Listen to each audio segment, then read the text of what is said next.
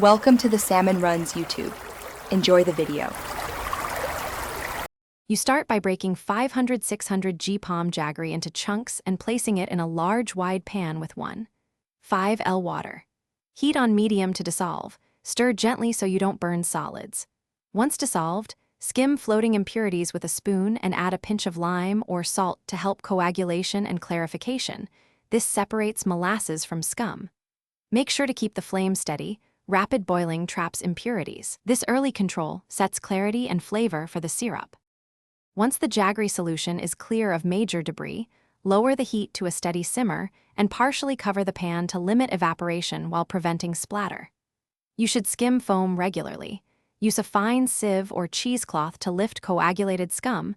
This improves shelf life and taste.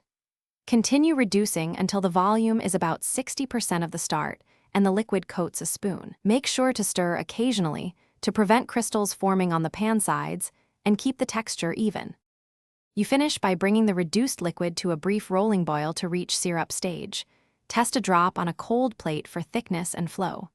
Remove from heat, let it rest 5-10 minutes, then strain through muslin into sterilized jars to remove any last particulates.